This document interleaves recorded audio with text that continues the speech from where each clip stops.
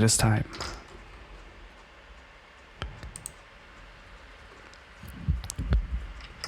Welcome to my ASMR stream.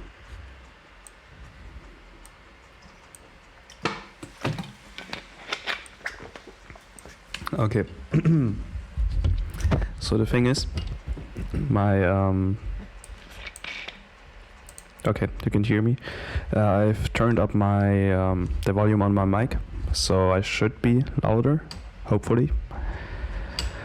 And yeah, welcome Alfred and June and Patrick. What's up? Let's see if Johannes actually gets here. Like he's like sad about missing all the previous streams. He was like, okay, next time I'm gonna get there. Okay, so I'm curious to see if he's actually gonna be here. Well, maybe it's a bit early for him. I'm not sure where he's from. But yeah, okay. What's the plan today? First, I'm gonna practice my my thingy, my presentation. Oh yeah, bass boost. I mean, my mic is kind of bass heavy. That's the reason why I got it, because it's pretty good for like male voices and for recording brass instruments. The time bar is going off the screen for me. It's because it's Spoopy. Oh, hi Z. What's up? So the plan for today. I'm gonna practice this presentation that I'm gonna have in 2 weeks. No worries. If you can't read this, it's German, but I'm gonna translate everything. And the second part, Haikuseki. And the second part is gonna be spoopy stuff. It's not even October anymore. I'm like 2.5 months too late, but I was like, okay, I wanted to tell the spooky story last week already, but I thought, okay, the stream is already long enough, so I'm gonna do it this time. The most viewers on a stream, it is actually quite a lot. It's like 5 people. Like if Johannes actually gets here, then we will actually have 6 viewers. I don't think I've ever had more than 5 viewers, I believe. Okay. Or usually people just tune in and then are like, nah, this is boring, and then ditch right away. You're an actual streamer now. Yeah. Like I'm not actually making money with this, but maybe one day. I guess you don't have to make money to be an actual streamer, but it kind of has a feel of validation to it. Okay. Music streamer, that's what I am. Let's see, I actually need to get my phone real quick because I need both screens. Give me a second.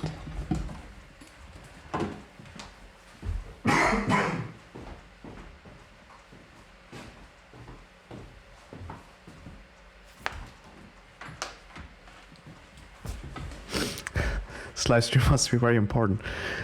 This is kind of ironic because this is actually the least important live stream that I've ever made, pretty much. Because this is actually just me, well, this part, the first part is going to be important, like analyzing stuff, or the presentation, and the rest is just going to be bullshittery, pretty much. So it's kind of weird to see so many people for such a lesser important stream. Oh god, I have 6 viewers at the same time. How is this happening? Okay. Okay, they left. But I had 6 viewers at the same time for a really short amount of time. Let's see. Analysis. Yeah. Okay. I am having a presentation in 2 weeks on Friday about like in my pop music analysis class, and in my there were 2, like last semester there was pop music analysis 1, and this semester I'm in pop music analysis 2, kind of the continuation of it. No Toho live stream. It's Bamboozle. I know you mentioned that you wanted or like recommended streaming Toho, but I don't know. I want to keep the stream short.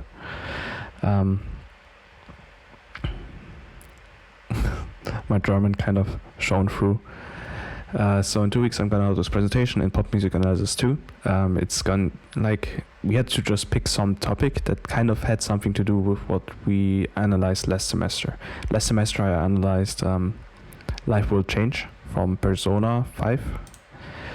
As is tradition, I am going to play to you so that the stream can get demonetized. Okay. Life will change. There it is.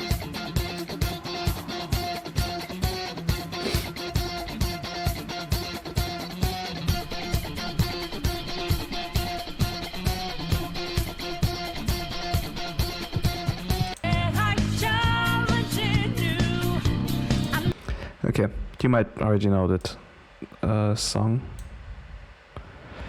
And it's like the thing that makes it more unique, like in this context, in the context of pop music analysis in the class, is that it's a piece from a video game. So, and I agree, Bubba's U is a good game. So I'm going to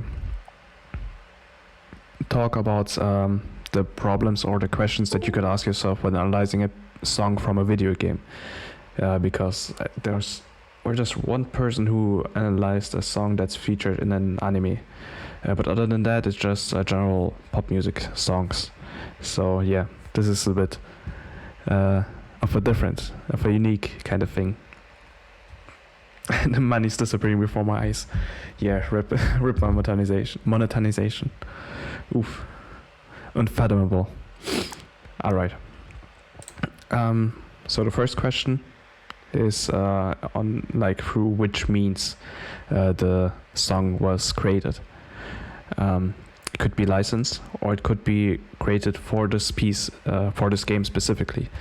Like many of these questions do apply to general media, music, like series and movies too. But I'm going to give examples that are more specific to video games.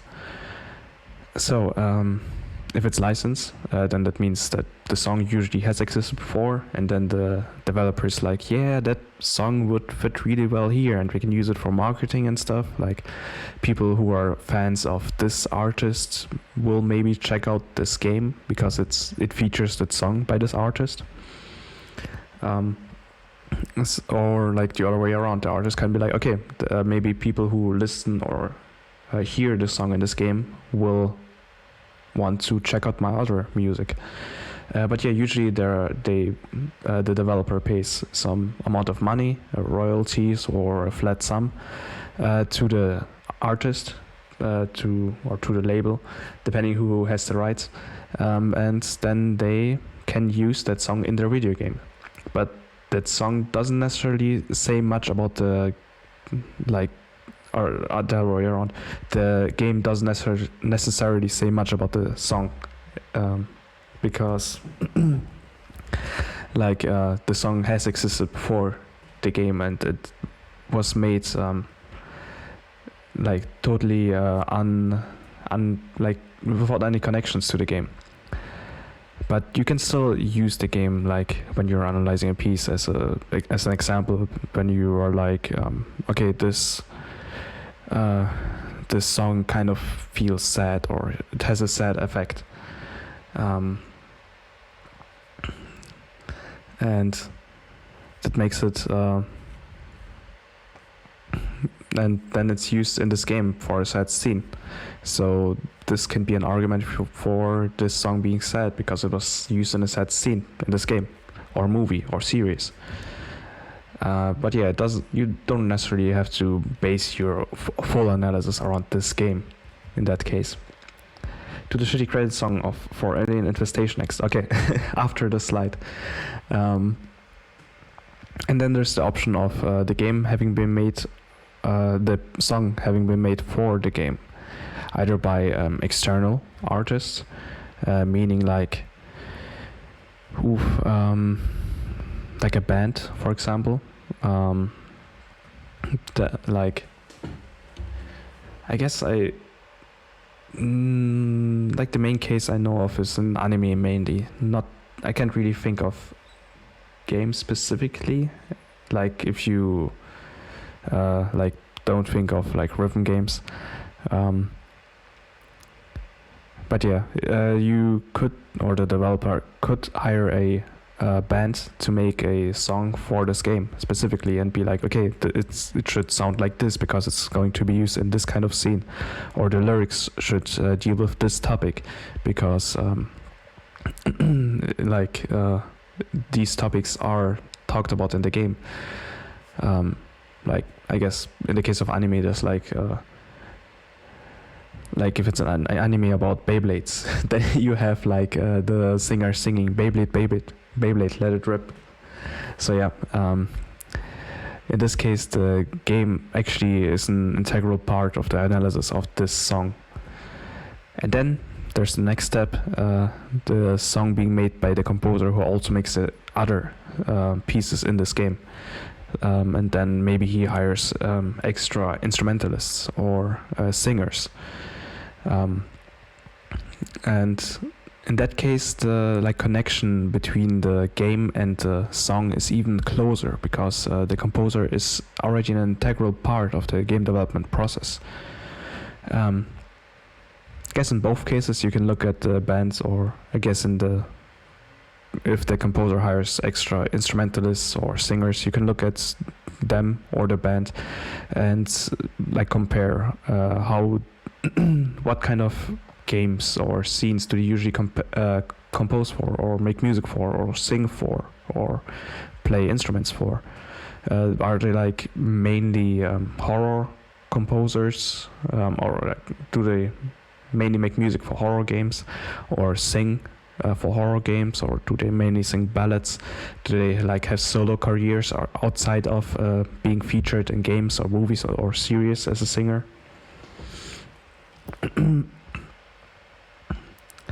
Do you think games that have primarily licensed songs, Metal Gear Solid 5, should be eligible for Best Soundtrack Awards? No. Well, if you ignore these licensed songs, then yes. But other than that, I don't think they should, because like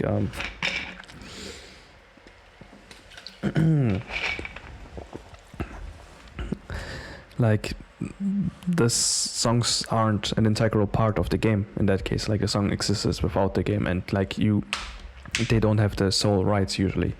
Like I'm not sure in what way they were licensed, like if they do have the loan rights in that case, but usually licensed songs like are licensed to video games and are licensed to advertisements and licensed to movies and stuff, so to multiple media and for multiple projects, so they aren't a unique part of the game.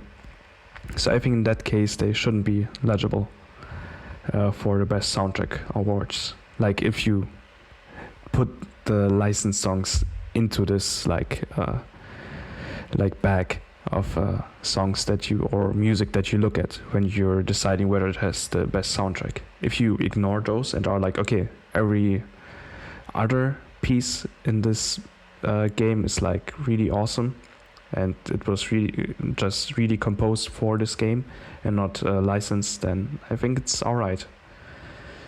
But then again, it depends, like if there's like just one original song and all the rest is licensed, then like it is the case with rhythm games usually, then it's kind of weird to have them like be eligible for the Best Soundtrack Awards. I know a rhythm game that paid a composer to make the whole OST. Oof. Which one? Tell me. Okay, let's continue. So in my case, Life Will Change, the composer who worked on all the other games is also the one who made this song, Life Will Change. But they did hire an additional, lyricist, of course, Benjamin Franklin. Not the president, but just a guy called Benjamin Franklin. Or maybe that's his artist name. and Rin Inazumi, the singer. In the case of the singer, she's actually not really. She doesn't really have a solo career. Pretty much, she only does features, and like in this case, she sang a lot of pieces or a lot of songs for Persona 5.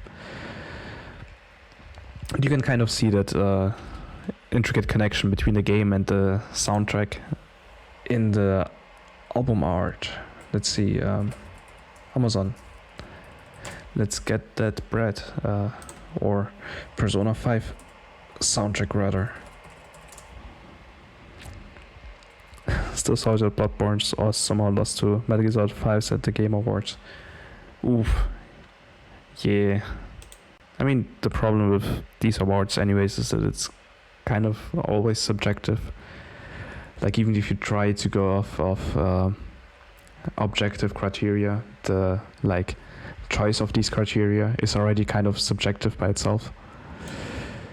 Okay. Here, Persona 5 original soundtrack. That's the one that I have. It's a Japan import. And the logo and the color scheme of black and red is like all over the covers and all over the CDs and all over the booklet. I don't know if you can see the booklet here. But yeah, it's like the game and the song are definitely interconnected. Okay. And the composer probably played all of the instruments. Like, he definitely played the guitar in that song. He plays the guitar at live events himself. And no instrumentalists are listed in the booklet. Like, the singer is the only like outside source regarding the music. And then there's again Benjamin Franklin, the lyricist.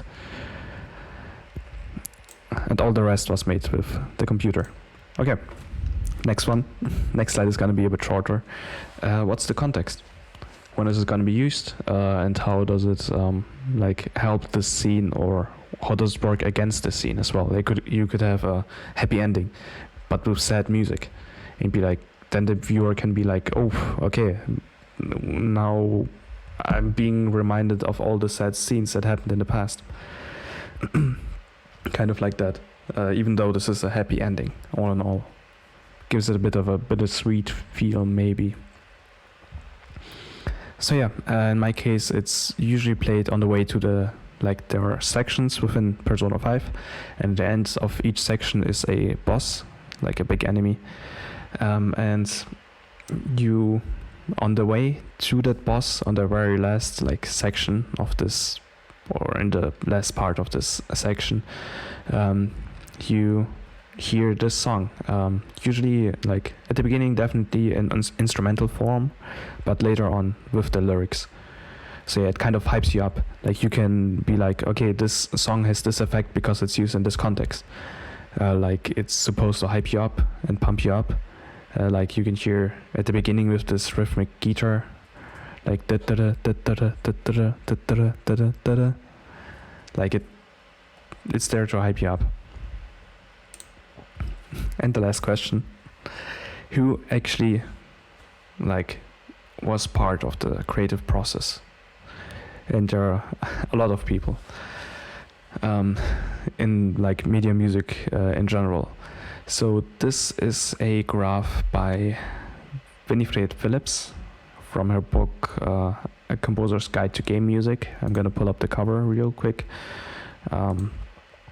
It's like apparently a pretty like well liked book in the scene, the composer scene. Like, there was a thread on Reddit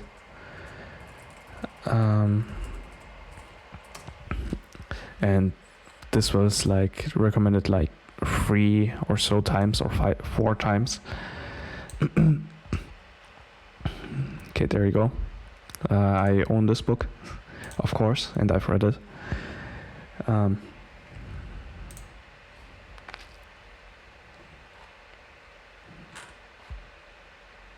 284 pages, and a couple of those pages are dedicated to the like higher hierarchy.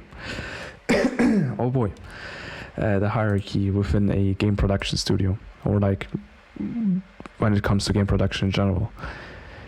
I can actually use my drawing tool. Oh, nice. I figured out that I can do it like a couple of weeks ago. Okay, we have the publisher side up here. And the studio side down here. So the publisher is the one who publishes the game, meaning they take on the marketing usually, they produce the game, they handle the like distribution of the game. And the studio is the one who actually does the creative stuff, who actually creates the game. So you have in the publisher studio, at the publisher, you have like the highest instance that overlooks the music, being the executive of music. They can be there as an advisor, or they can take on the licensing of songs, or they can be like, okay, studio, this particular thing in the game can hurt the reputation of our of the publishing company, or like, please change this because if you leave this in, it wouldn't make us as much money, for example. So yeah, they kind of make sure that the publisher like can still sell the game pretty much, and it doesn't hurt the publisher. But I mean, this form is it's directly taken from this book, A Composer's Guide to Game Audio, or Game Music, I mean. But there are tons of different forms. But I will talk about this in a bit. Like, the most important part is not memorizing the structure, but memorizing the positions, even if there are positions missing. Because, as I said, there are a lot of different constellations of hierarchies within video game studios. Okay, then we have the music supervisor. He can take on the like the stuff that the executive of music does.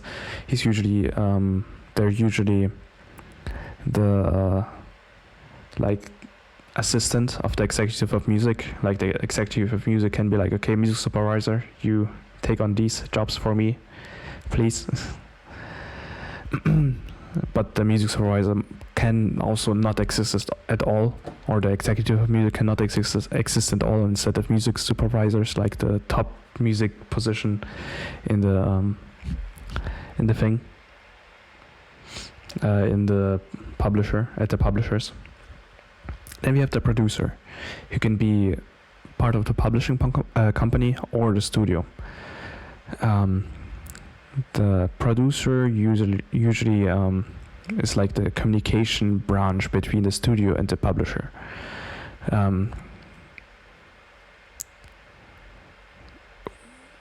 He usually takes care of stuff like the like money words, what's it called, salary, there we go. He takes care of salary negotiations and stuff. He can also take on licensing, or he or maybe not licensing. Maybe he can. Actually, everyone can do anything, technically, this craft. But yeah, in this case, in Winifred Phillips' book, the publisher usually handles the salaries, and he can also like take on hiring audio personnel. Like, he can say who might be the best person to hire, or like look through the applications and be like, okay, this person would be the perfect one for the job. If the studio is also small, he can also be like the audio director, which I'm gonna get to in a second. Yeah, budgeting is the right word. Yeah, I forgot. It's like, okay, The problem is, in Germany we don't have a thing like they. We have like he is like the neutral pronoun pretty much. So yeah, I can't, like, it's hard to not accidentally make that mistake as a German native speaker. But yeah, I'm gonna try my best. So the producer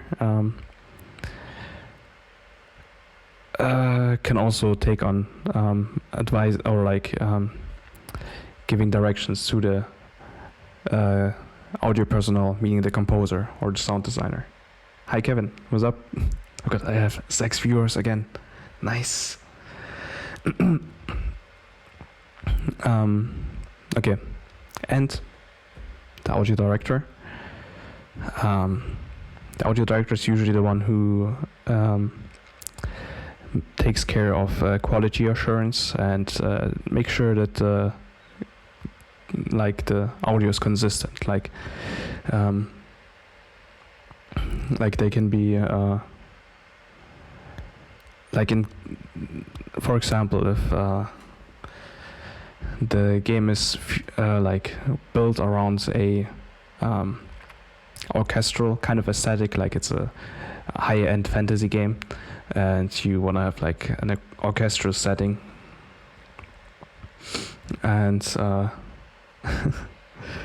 and then the composer actually accidentally makes I don't know how you can accidentally make a song in a specific way, but yeah, he forgets what they forget what the aesthetic is, and are like, okay, here's a death metal song. Then the audio director can be like, no, this doesn't fit. Or if anything is clipping within the piece, the audio director can be like, okay, you should change this part to make sure that the quality is the best it can be.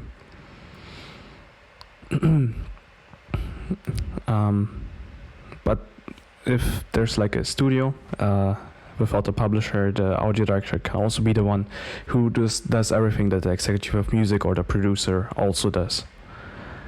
So yeah, like the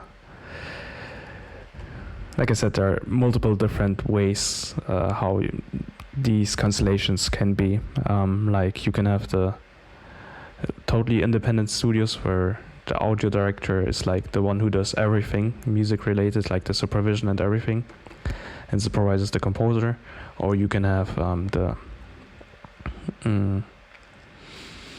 you can have not have an audio director at all, like, which is more normal in the indie scene, unfortunately, even though it would be cool to have more audio directors who actually know their stuff.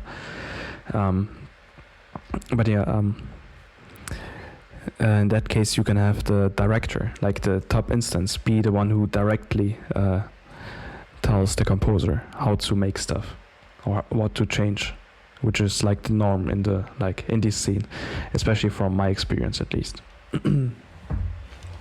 But yeah, in my case it's rather simple. The composer and the sound director. Sound director, I assume, just another name for audio director, just that they also maybe handle the sound design, like they not handle, that they instruct the sound designer as well, the one who does the sound effects and the like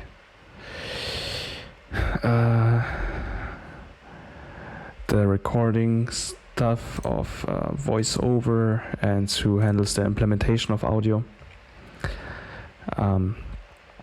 So yeah, in my case, the composer and the sound director is Shoji Meguro, and so this means that he kind of is autonomous because they don't have a publisher. This game was made by Atlus, which is a publisher and studio in one, pretty much. So they publish their own game, so they don't have an instance above them. And Shoji Meguro was like did his thing. Though there was the director Katsura Hashino, who he most likely did speak with. It was like he probably Shoji Meguro was probably like, okay, this direction would be cool. What do you say, my bro Katsura? And Katsura was like, yeah, Nice. Pretty interesting. Now, for quite a few indie games, the director is also the composer. Yeah, especially like for solo devs. Like there's a big solo dev scene. Toby Fox, even though he didn't make the game totally solo, but he did most of the work, including the music. Or Stardew Valley. And there's actually a video on why these songs sound that great. Let's see if I can find it. I think it was by 8-Bit Music Theory. Let's see.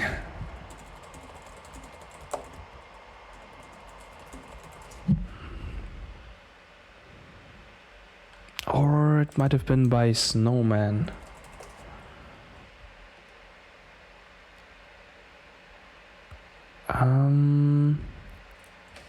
Oops. Snowman Gaming. Let's see. And Zune, of course.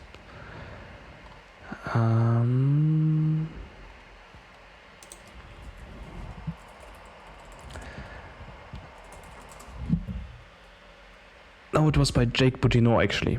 Why Solo Devs Make Great Music by Jake Boutineau, my bro, my fam. Hi everyone, my name's Jake, and today we're going. His name sure is Jake. There we go. So if you want to check it out, it's here. I know him mostly from Twitter, but I also did. I think I found this video before I found him on Twitter, actually. My experience, the composer also does all other audio stuff. Yay! Well, I guess from my experience, then again, the composer usually just handles the music and the sound effects are just royalty free. So yeah, that's a bit sad. But yeah, the composer can be like the person for everything. Like in my case, I'm part of Rock as one of the main people. Oops, Rock. Actually, there it is, Rock. We have 9 subscribers. We make like game jam games mostly. It's me and a programmer guy and who also doubles as the artist, and I'm kind of the writer, and I'm mainly the composer or audio director. Like I do all of the audio stuff, and I double as a writer. And yeah, currently we're participating in the Gameplay Plus Community Challenge. It's a German game jam. And yeah, actually our last one, Overprey, which was made for the Gameplay Plus Community Challenge 15, won first place. I think He Likes You Too was like third or so, maybe second. But yeah, we're hoping to get first place again with Argo. Let's see.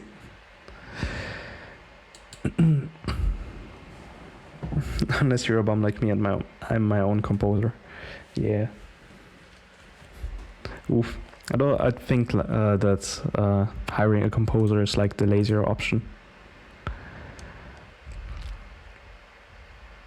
But yeah, after I've seen how expensive music can be, like from my own example, I guess I'm kind of glad that if I do make my own games, I can make my own music. I think Tim will be an audio director and composer to all of his games. Yeah, I think so too. Like, it's my big goal, especially to be an audio director one day. Maybe I'll get into this scene. Like, I'd be happy to do it because I'm branching out in a lot of different directions, and I think it's kind of one of the requirements of being a good audio director.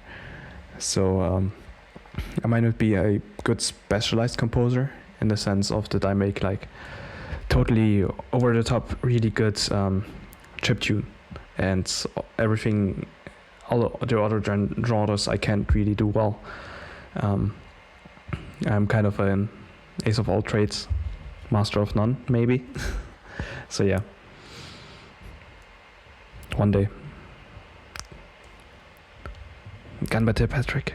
You can get through this writer's block. You got this. Okay, and a few general problems to finish this presentation off. They aren't, like the songs aren't always published on a CD. Like in my case it was. And the problem with it not being published on a CD is the loop. Like you have to figure out where the loop actually is. In my case, it actually starts here with the intro, goes down all the way down to the bridge, and then loops back to the middle of the intro, meaning it starts in bar 8. So yeah, I mean at the very beginning it starts in bar 1, but when it loops back it starts in bar 8. So yeah. And if you don't have SCD, like in my case on the CD, you have it going all the way down to the bridge, and at the very end of the bridge just fades out. If you listen to extended versions, you can actually hear how it loops back to bar 8. But in my case, I was like, okay, the CD cuts here, so it's done.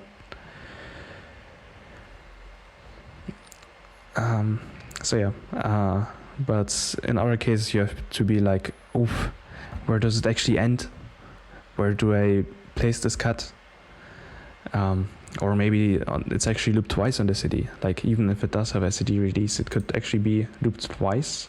You can be like, okay, is it actually just the same thing twice, or is there some difference between the first part and the second part? Oh yeah, I just remembered that the creative username 666 is making a horror game. Actually, let me look that up. What's that? Username 666. Sounds creepy. Ooh, and it looks creepy. Actually, this is perfect because I am going to look at creepy stuff later. So yeah, thanks a lot for the suggestion. I am going to save that. I might have actually seen the video in a compilation of creepy YouTube videos before. But yeah, we're just going to rewatch it. I'm sure you'll make it eventually, since you're already so good at a young age. Oh, thanks a lot, fam. Well, I am kind of 22, so don't feel that young, but I'm doing my best. Gotta get there. Okay, and the other problem is the language. In my case, the booklet was all in Japanese. Like this was a Japan import, and the booklet has information on who made what, and the composer actually wrote comments to the pieces, so it is actually valuable information for the analysis. I can't speak Japanese though, but there was a translation online, or there still is pretty much, I believe, though I did get a Japanese speaker to look through it and make sure that it's all like the translation is actually correct. And it was correct, so yeah, I got lucky. But yeah, in other cases, like Japan being the main hub of video games, kind of, aside from America, you kind of sometimes get in a situation where you have information on a game that's in a different language. So yeah, that can be a problem as well. And yeah, that's it already. Boop. We got through this. Okay, actually this was more fluent than I thought, because I tried it yesterday and it was like stumbling over my words because I couldn't quite remember what I wanted to say, but I guess I kind of got it somehow.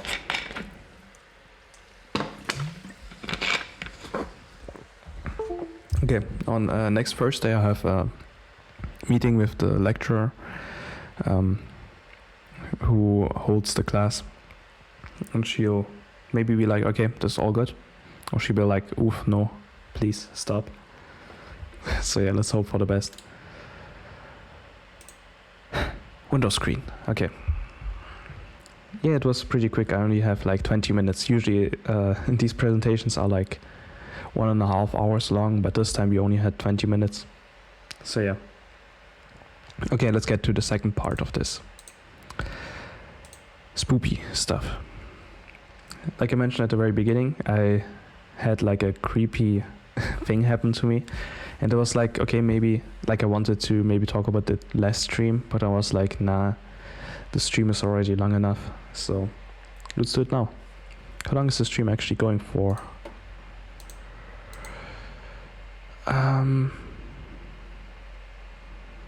Can't see it. 40 minutes, okay. Thanks, Patrick.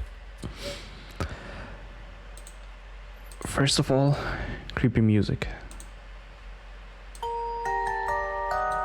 I think this is too loud.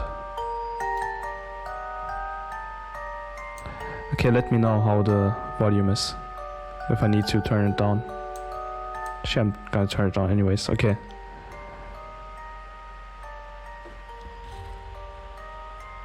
Let me know if it's alright. I sent you a spooky artwork I did yesterday. Definitely do. Definitely do. Okay. So this is royalty-free music. I mean, this is gonna get demonetized anyways, but might as well. Made by Darren Curtis. So even though it's royalty-free, it's not copyright-free, meaning I have to give credits. So here you are. Thanks, Darren Curtis, for providing these. And yeah.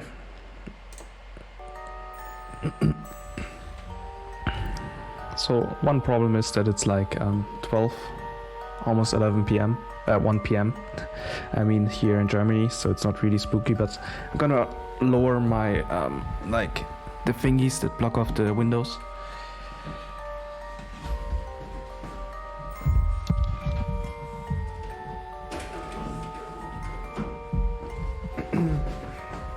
Okay, it's a bit darker now. So the ones in Asia probably have a good spooky atmosphere, because like it's probably gonna be later there. Confirm or deny, Alfred. Is it dark where you're at? I like to try Margot's Wet Nurse Spoopy Lullaby. Oof. Let me look it up in a second. After that we're gonna get to my spooky story.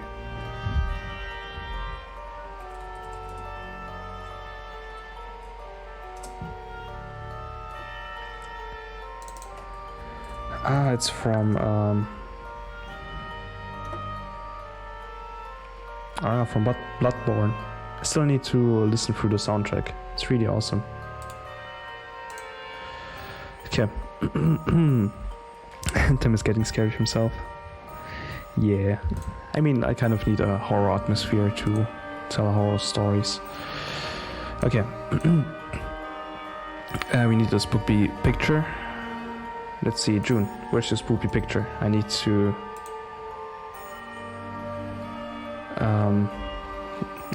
put it on screen. Lower the music just a tiny bit.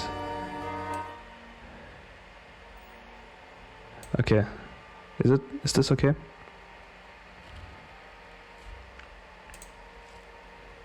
Until June sends me the picture, I'm going to put up just random horror picture.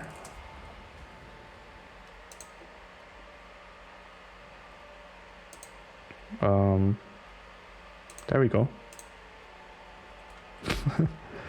It's really low quality, but we got this. Oh wait, Juneflower actually sent me it. Oh, this looks awesome. Okay, this is gonna be our spooky stream picture. This is great. I'm already hyped for the game when it comes out. Oh, is it too quiet now? How about this? Is this okay? Alright, let's start.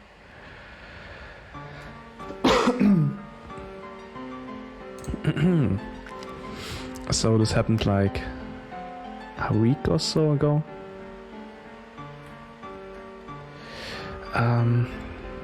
2 weeks actually. It happened 2 weeks ago. I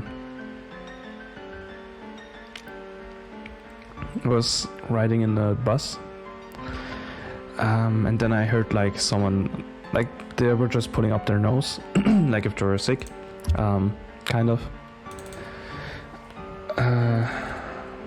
Actually, what's it called?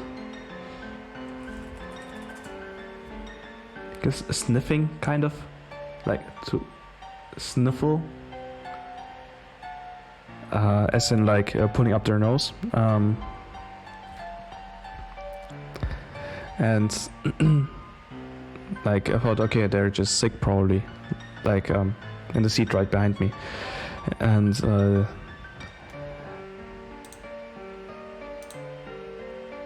I'll get another picture. High resolution, perfect.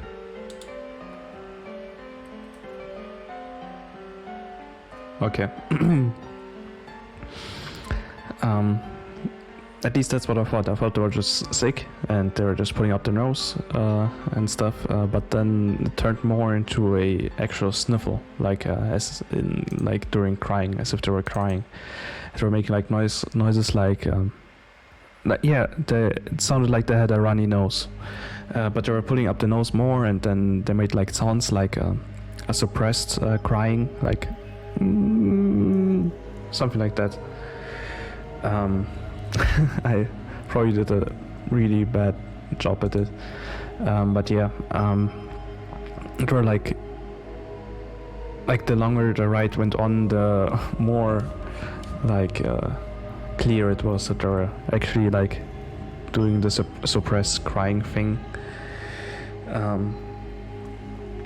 So yeah, it was a bit uncomfortable because someone was pretty much crying right behind me, and I mean, I guess the thing is, some people would like turn around and be like, "Hey, are you alright? Anything I can help with?" But I mean, I'm socially awkward, and I guess I can't handle or I can't talk well with, or comfort people well who are crying. Anyways, and I didn't want to get into their business. Like, if just some random strangers, like I don't know, you just heard that someone in your family died, and then you're like sad, and then some random person is like just gets into your business. It can be like meh, like you just want to be alone, maybe in some cases.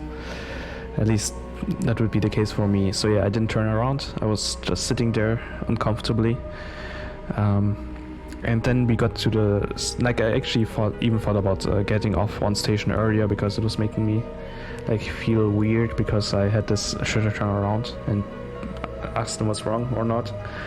But yeah, I didn't. Then at the last station, where apparently they maybe also left, like I actually thought about like getting up a bit earlier, because so I could like get out faster. But yeah, I stood up and turned around and was like, because I was curious what was up with the person behind me. But yeah, there was no one, and I thought I stood up pretty early. Like, I heard the sniffling all the way up until I actually stood up. So I stood up and looked behind me, and there were like it was a cry by like a female crying, I'd say. They are turned around, and there were like just two girls getting out, or two women, and none of them looked like they had been crying, and like the seat right behind me was empty, so I figured she got up a bit faster than me. But the two by the door who were just getting off like weren't crying. Like, I was like, okay, maybe it's a ghost. So yeah, that was my experience with a maybe ghost, probably not ghost, probably just someone like who exited way earlier, or they did a better job at hiding their tears and stuff, so I didn't recognize like one of the people who got out was maybe the one who had been crying behind me. So yeah, spoopy. Then another thing actually that happened a couple of weeks ago.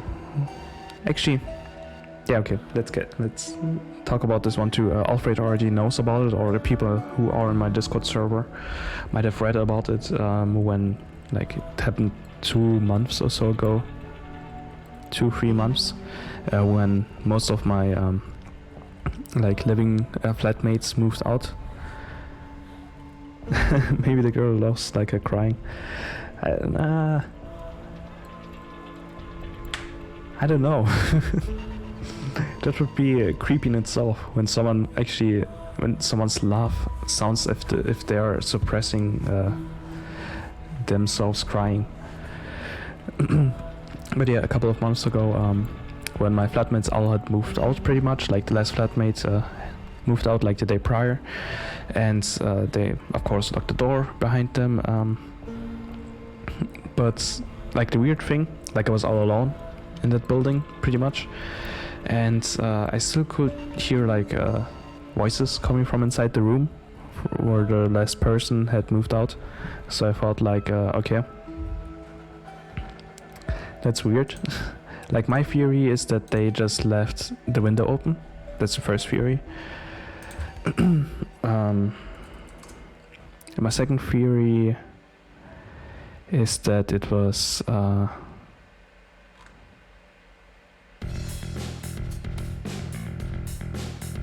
that they maybe left a radio in there. Let me actually get this up. I've heard people make sound like that. It's cool for people make different sound. That's true. So I don't think it was an actual spooky ghost. What's with this music? This isn't creepy.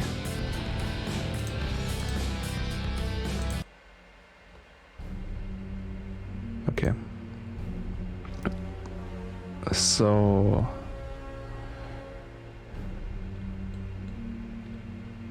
oh yeah, someone stole actually my dish soap.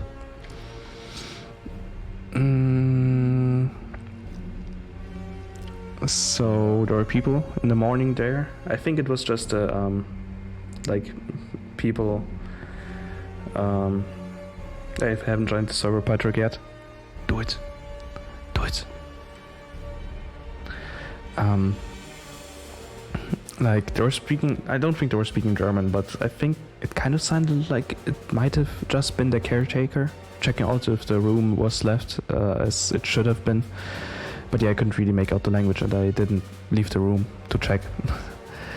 Yeah,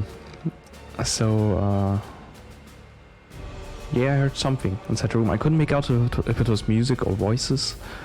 Like, I still think probably the window was just open. So where's the next updates? Oh yeah, I wanted to yeah, mix of radio broadcast and music. That's what it sounded like. And you could clearly hear something coming out of the room. The cheeky soundtrack. Yeah, I mean, I did play the life would change anyways, so I might as well. Like, I'm going to get monetized no matter what. Okay, a new water boiler.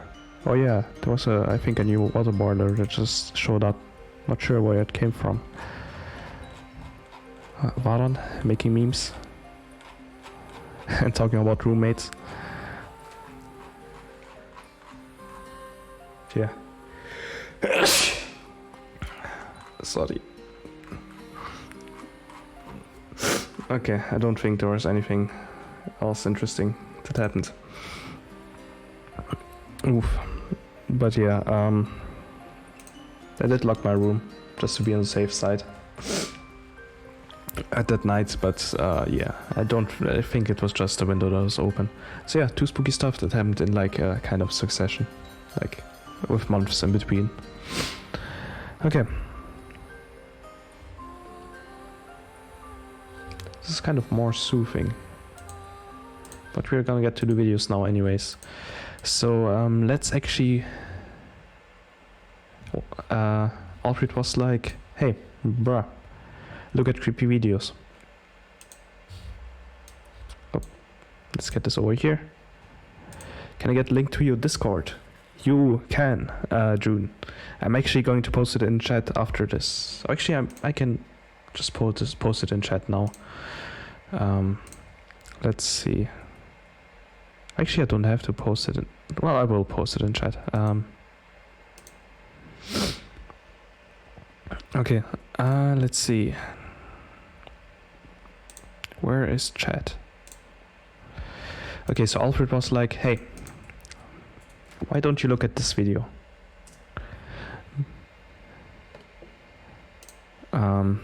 Like this is by Koronba, oof, the guy who made SODDM.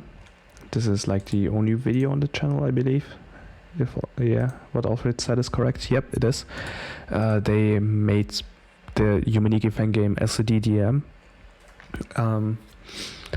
And well, they also made stuff for Yumeniki, as in the Yumeniki, the second fan game part, kind of. The sequel, the fan sequel. But yeah, Alfred told me that tell a brief info on Kuroba first. I'm on it. Actually, let me pull up what Alfred wrote me. Hey, June is here. Nice. Welcome to my server. Let's see. I think it was per private message, actually. Was it? No, it was in the music channel. Okay. So I'm just gonna quote Alfred. If you haven't heard it already, he suddenly disappeared from the internet and deleted all of his social medias and said to not talk about him anymore. Many people theorize that he may have committed suicide, but honestly, I don't believe that. He didn't leave for no reason. Most of his times are contributed to Yumeniki, as in the second Yumeniki, the fan game sequel. And making music albums. There are two theories that I know. First, the brighter yet still dark one is he may have taken criticism about Yumeniki too seriously. If you know, he contributed a lot of maps and work to Yumeniki, and someone criticized it badly. Karonba could have felt depressed because of it, eventually leaving all social medias. Second theory is darker and not much of my taste. Someone said that he murdered his mother, and to make himself not known about his action, he decided to close all social medias and telling us not to talk about him anymore. His legacies that he still put in public are in Yumeniki, the fan sequel, and the only video on his YouTube channel, pretty surreal one too. There are more reading if you want to get the details, but honestly, I don't think he will ever get back to social media, but it is still possible that he still uses other accounts, but it won't be the same one as we know. So yeah, and this is the sole video that he has on his channel, and Alfred told me that was creepy, and since I was planning to tell a ghost story anyways, I was like, okay, I'm gonna watch this creepy video with you together. So yeah, turn off the lights, put on the headphones. Maybe. Shut the curtains, I guess. What's the better translation? Shutters. Shut the shutters. And yeah, the second one is ridiculous. Yeah, you're right.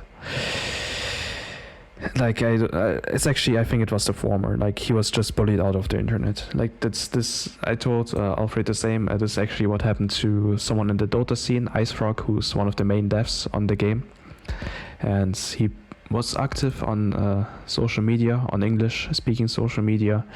Then someone was like, "Hey, stop posting stuff like on Twitter and work on the game." And then he was like, "Okay, I'm just gonna stop posting." He didn't disappear, he just posts on Chinese social media. I guess the English Dota scene was too toxic for him, especially after that comment. But yeah, he also just closed his English accounts, or doesn't use them anymore. And epilepsy warning. I think they were just an artist who decided to change names after either a traumatic event or harassment. Fandoms suck ass. Yeah, they really can. Oof. Oh well. Let's watch this video. Actually, let me turn up the volume because it's going to be too quiet otherwise. Okay.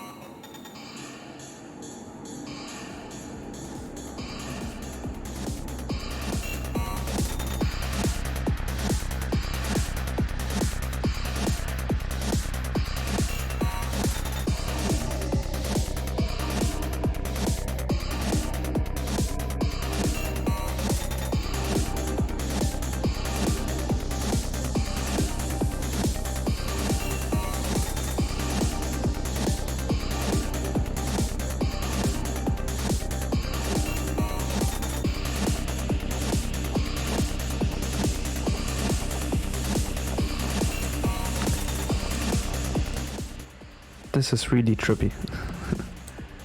I mean, it fits the aesthetic of his fan game, LCD DEM.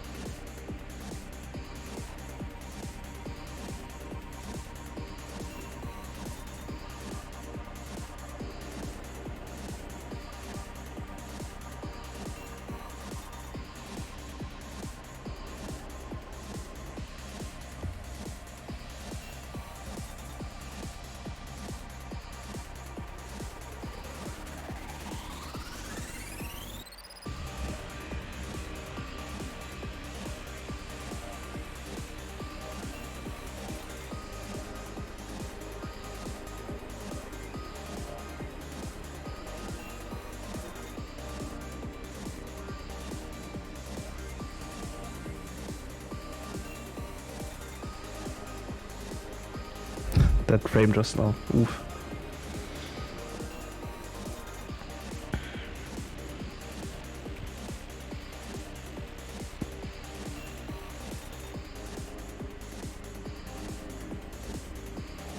Oof, there it was again.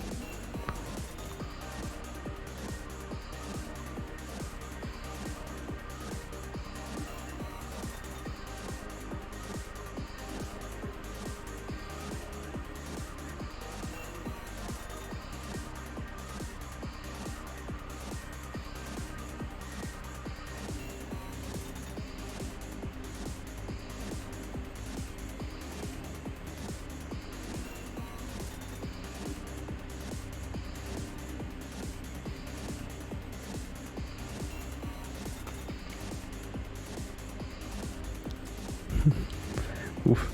You want the link? Okay. I'm gonna give it to you after this video. It's almost over anyhow.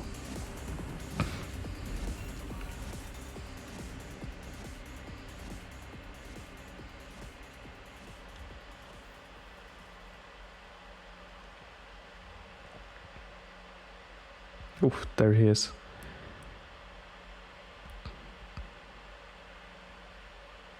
Like, what does it say? Does it like say what this was? Maybe it was something poisonous. What the hell? Danganronpa by The Simpsons. Oof. But yeah, so the summary is pretty much he just walks in. It's like, what does he think of, actually? He thinks of the universe. Okay. So he's like, okay, gotta get hydrated. But he drank the bad juju stuff, got high, and died of an overdose. Could be something related with, like taking an overdose of medication. Okay, let me send you this. It's an expired drink. Oh, okay, I see. Remind me of another really good video. I'm going to search for it. Okay, Dive Fantasy official video. Okay, I'm gonna put it on my playlist for stuff that I'm going to look at today. Ooh, I know that one. That one's awesome. Okay, we're gonna look at that one as well. But yeah, kind of unfortunate that Columba left. And the Alok thing, I just read it. Like after you said it, like, dude, I'm a huge fan of Night in the Woods, so big oof. I mean, big oof isn't even like enough to express. Oh, Paper Moon. Paper Moon sounds familiar.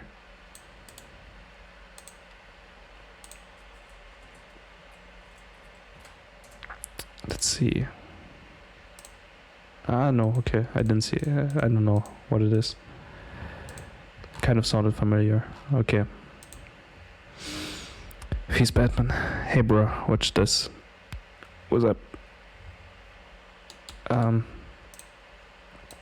Let me get the username 666 thing next. In the meanwhile.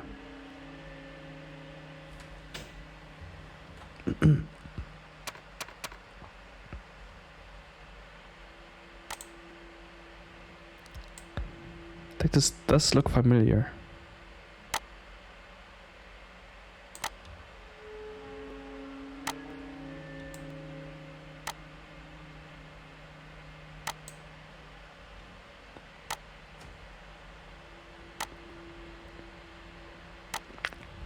Binge watching YouTube with them.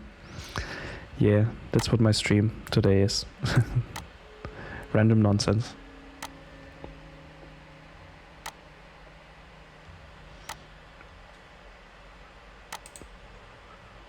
Okay. Ooh. It's getting creepy.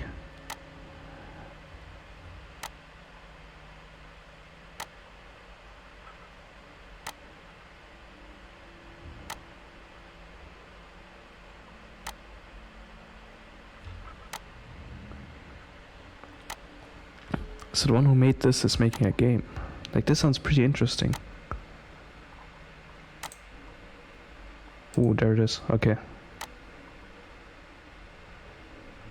Spoopy.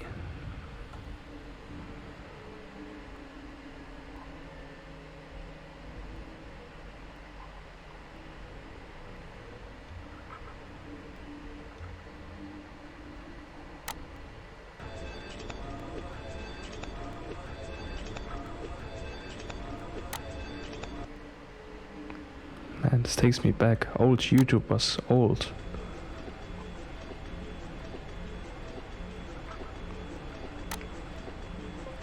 Totally has like a Silent Hill flair to it.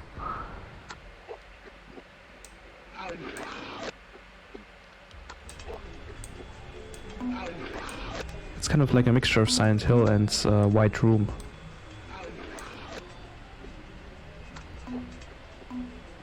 Spooky stuff. Yeah. It's spooky hour now. In case you don't know the game White Room, can recommend. It's pretty nice. It's a point and click horror.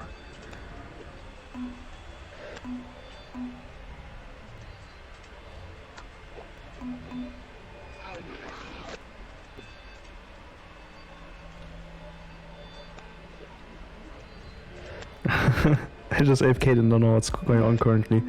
We are just watching creepy videos because I just told a ghost story that happened to me in real life.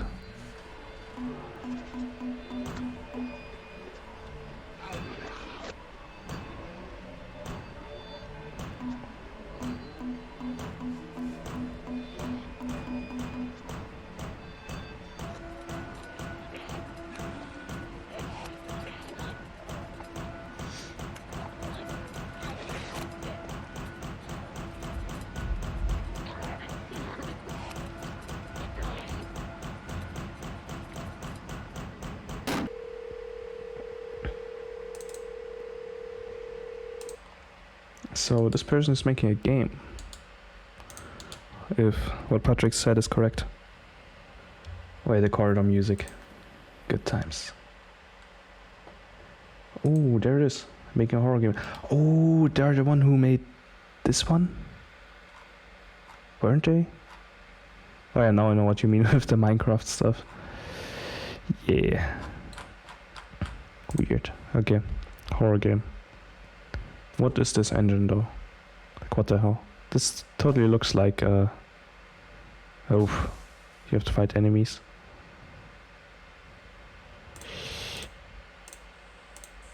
Ooh, this one looked creepy. Okay, I thought this was his head. Snuffs, yeah, kind of does have snuff feeling. Where's White Room?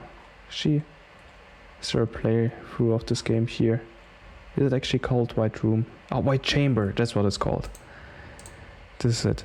This is the game I'm talking about. It's like a point and click game, a sci-fi game. It's really cool. Okay, yes, you can see. Kind of gory, Okay.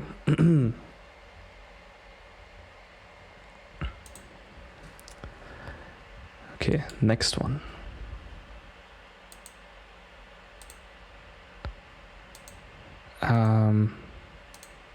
Not that. Here, just one that I actually found through the recommendations, and it looked creepy, so I thought like, yeah, this is good. I think I've seen a cover of this actually, a piano cover. And this is kind of well known. Almost 2 million views, so yeah. But I like the imagery. It was kind of nice. Well, creepy nice.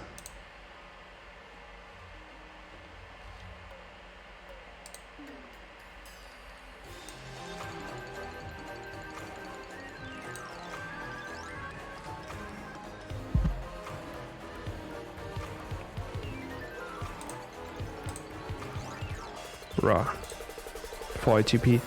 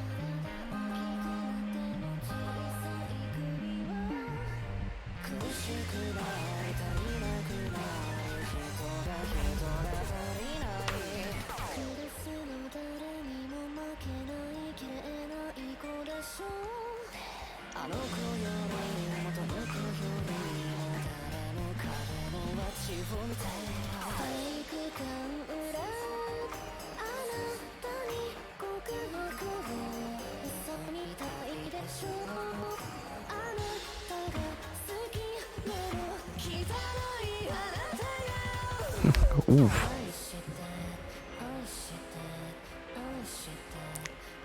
This must have taken like forever to make.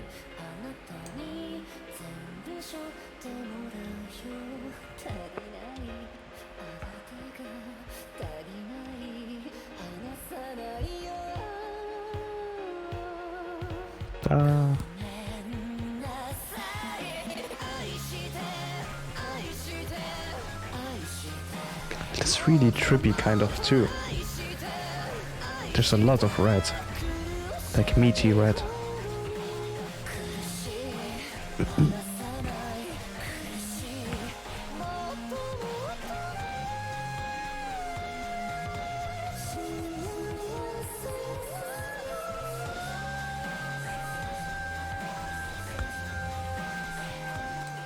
Actually reminds me a bit of an area in the RPG Maker horror game Kindergarten. No, what is Kindergarten? Might have been Kindergarten. Ooh, flashing lights.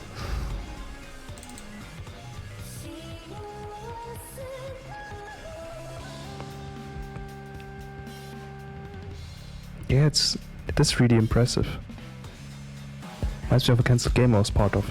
Dude, June, you gotta make the nice spoopy RPG Maker games. Or RPG aesthetic games.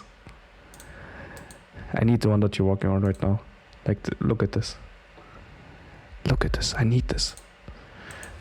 Okay, so Patrick wished for the white corridor theme.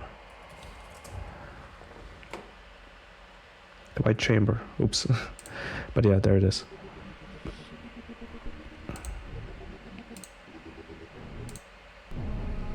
Here we go.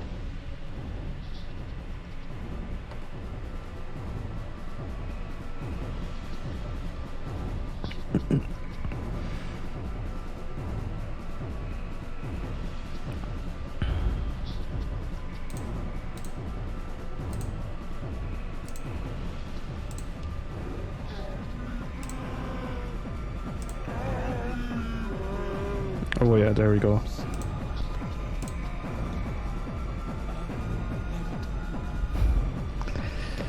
Oof. Did he just speak German? I think he just said es ist so kalt, which is German for it's so cold. Well, I could send you an early copy next year if you want. Do it. I need it. I need it in my life. I can't say no to that. This should have been like what Bloodborne with high insight would look like. Yeah, true. Like having a really like distorted, surreal view of it would have been cool. Okay, we have Shelter. Before we look at Shelter, we are going to look at Die Fantasy. I already know. I've already seen this video, but it's awesome. And Alfred also sent a video. I'm not sure if it's a meme or not, but I guess you're gonna look at this after Shelter. Let's actually get all of these lined up here. Let's see. That's the order. Here we go.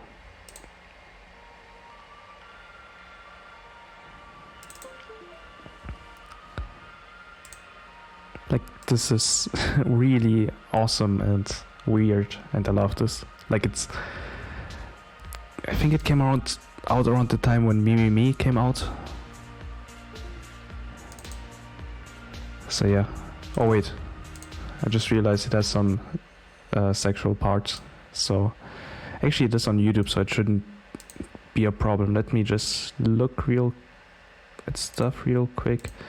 Yeah, it's a bit sexual, but I'm gonna skip the sexual stuff. Yeah, there's the sexual stuff.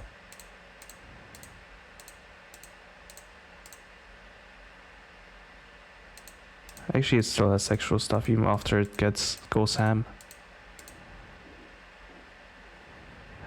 But yeah, it's getting steamy. That's all you need to know.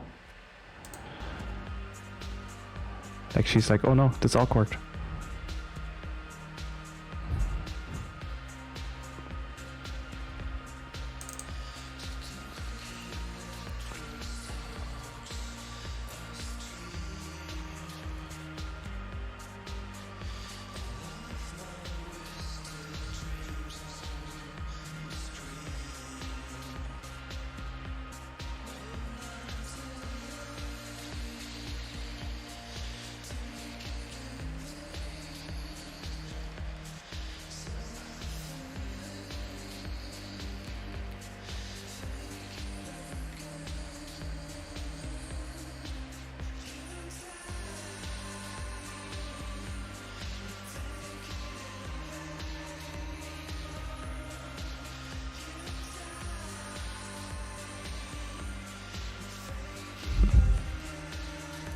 The music is so chill, and then you have all this imagery.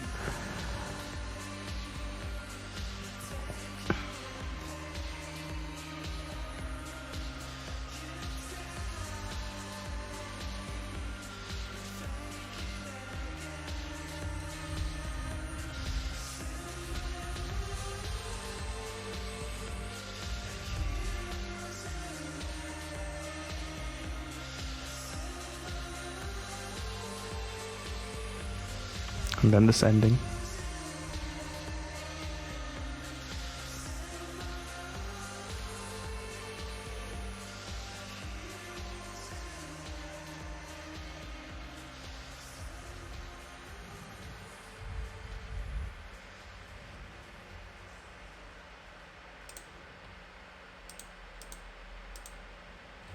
So yeah, kind of Lovecraftian.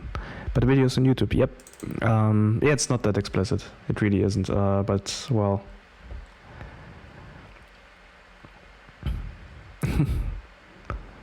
yeah. I guess I'm just a a pleb. So yeah.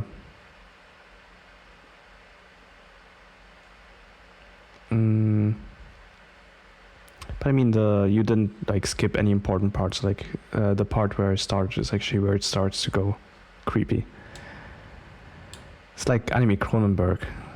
True. I still need to see some Cronenberg movies. Okay, next up we have Shelter, suggested by June.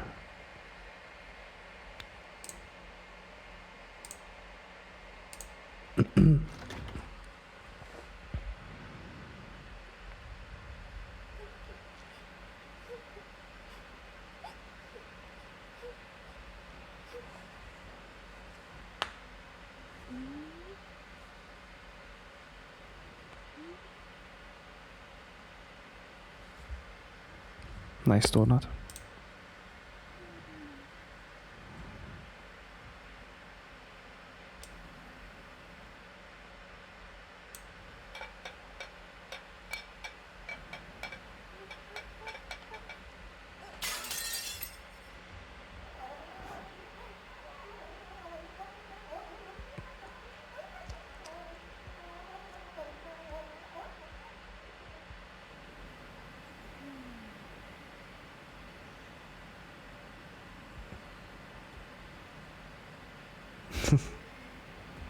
Got what's happening. Okay. Well, that's one way to do things.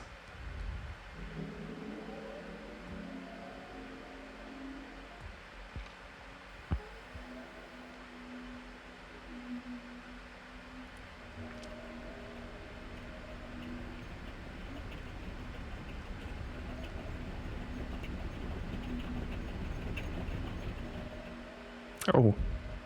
Oof. Well.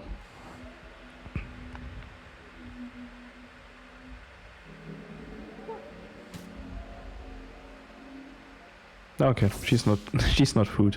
I guess that's okay.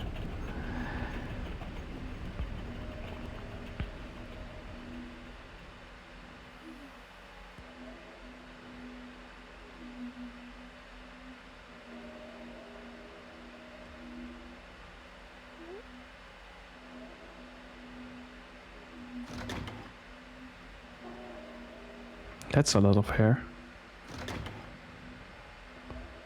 Oh, cheers. And nails.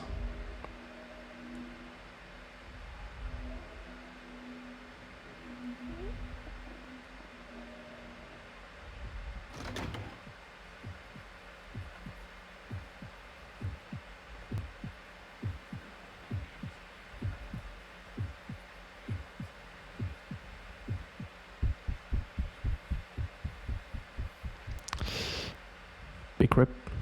This totally gives me Yuminiki vibes.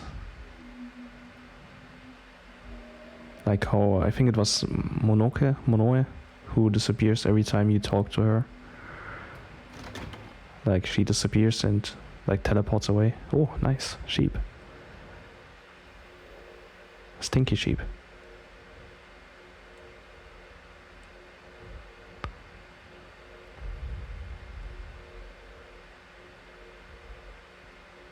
Don't leave the room open.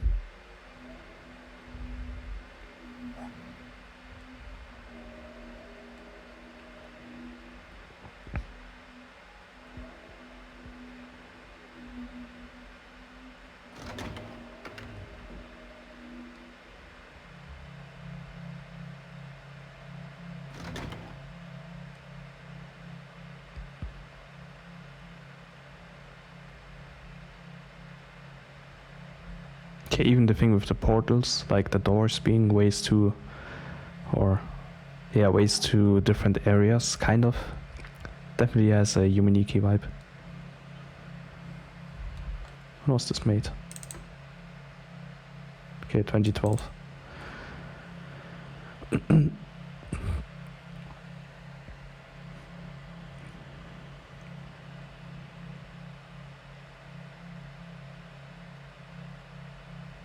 I think I have a feeling that I know where this is going.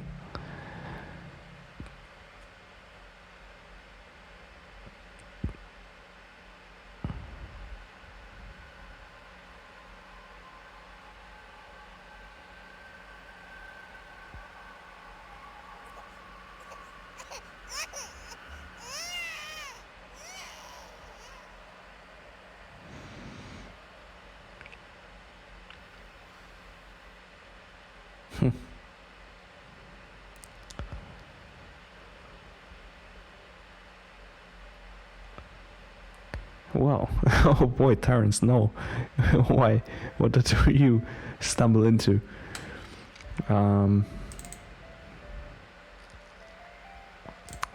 So yeah, she was like, oof, I'm sad. My mother is mad at me. And so this old lady was like, okay, you're just gonna become my fetus. I mean, it was a bit more wholesome than I expected. But yeah, I don't like this part. Oof. But yeah. Good Bab. She's a Bab again now. Yeah, the show is a trip. Let's see what kind of trip this is gonna be. Oof, Alfred, what did you send me?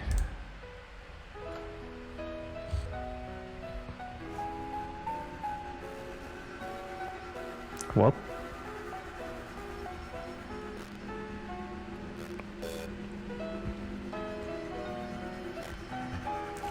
I haven't played Necopara, so...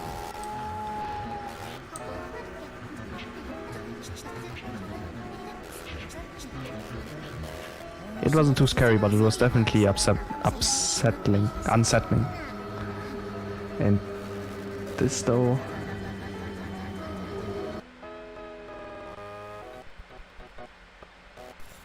Yeah. Skip the first part trying to catch up the stream. Rip.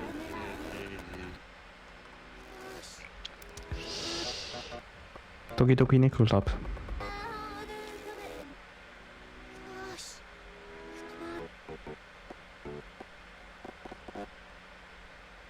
Well, the Nikos are dead. Dead Nikos. The fuck is this?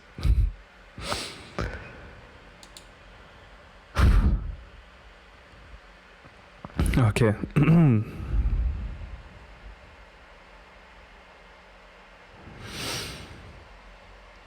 Oof. Okay, Terrence, if you're still here, if he's Batman. It's actually just one other thing that I wanted to do. That was kind of spooky related. That doesn't have anything to do with videos by itself. Of course, if you want to suggest any videos, go ahead. But yeah. Let me actually maybe skip to a creepier part. Yeah, this is a bit more tense. I actually really like this track. I think I heard it on a compilation. It's really nice. Okay, so let me turn it down a bit. Okay. So there were a few like creepypasta thingies.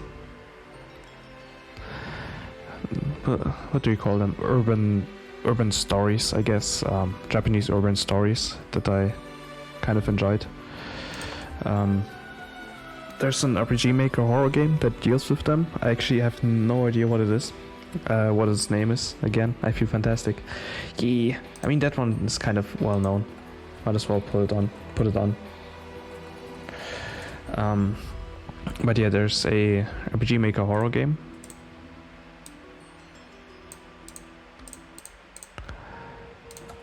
And it has like some Japanese urban stories. One of them that I really liked. I think that's actually too quiet. There you go.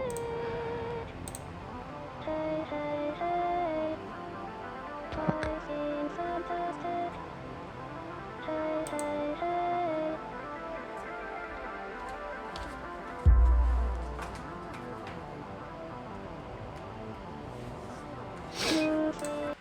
Okay, I found it.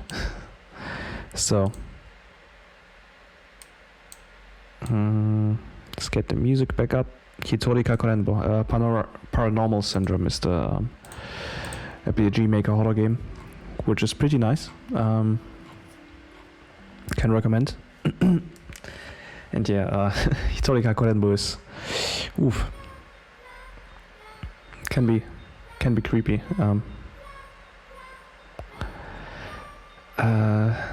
Yeah, it's one-man tag, single tag, like alone tag. I don't know. I guess one-man tag is a good translation. It's. I guess I'm just gonna read it. Get random shot of the woods. Is it actually around here? Where is it? Alright, they actually also sit down, and then there's on the head, and then that random shot of the woods in the middle.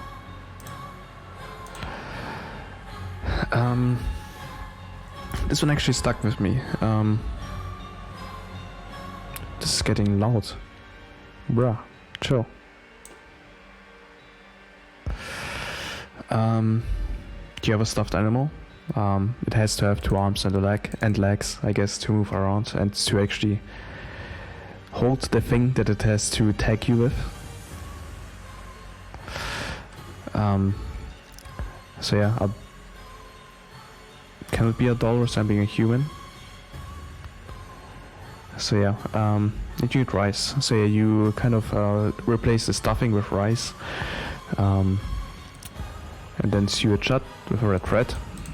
And then you need a sharp instrument to stop the doll with. It says traditionally a knife is used, but we believe the safest way to go is to use a needle or even a pencil.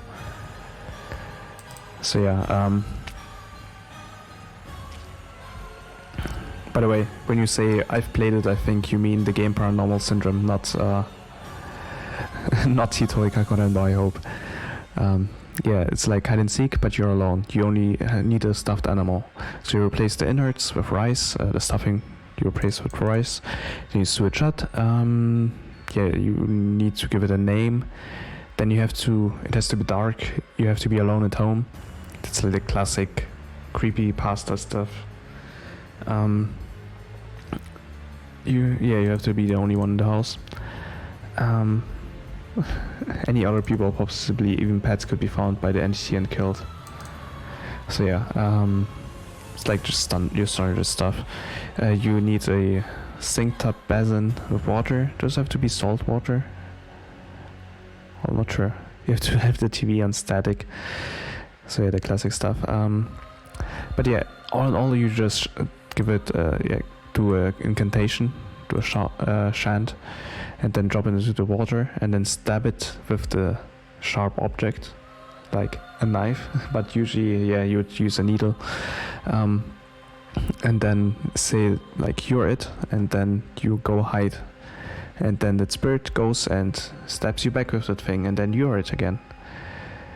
So yeah, that's why you wouldn't want to use the knife. Actually, the thing is, there was a teacher talked a bit about something like this when there was a thing in the gym. I think some girls played the Ouija game in the gym, like alone, and then like one of the thingies, like one of the pieces of gym equipment like fell down on top of one of them and hurt her. but the thing is that he told is like this doesn't mean that there were any ghosts nearby that did like malicious things. The thing is that when you actually play these games, it like makes you maybe psychologically vulnerable, not to ghosts, but to just outside influences like that, like you thinking like this thing fell down, so a ghost actually showed up, and now you're like actually afraid to, like, you have a trauma maybe, or like oof, ghosts, or you hear stuff in your house, and usually before this thing you would be like, ah, it's just the wood boards creaking, this house is old, but now you're like, oof, it could be a ghost. So you're kind of mentally maybe scarred, even though nothing supernatural happened. And well, I'm not like, I'm skeptic, of course, always when I see like spooky stuff. When there's like videos of like, in quotation marks, real ghosts, or when people go like into abandoned places and then a door opens by itself. Like oftentimes, like there was actually an instance where someone made such a video. They went into an abandoned place, and then they had also on camera the person saying like, okay, and then you like pull open this door, or like give it a push, and then we're gonna film it and be like, oh, it was a ghost. And they didn't cut this part out. So yeah, so it's like a sleep paralysis, but you're awake. How you mean? I'm not sure what you mean with that.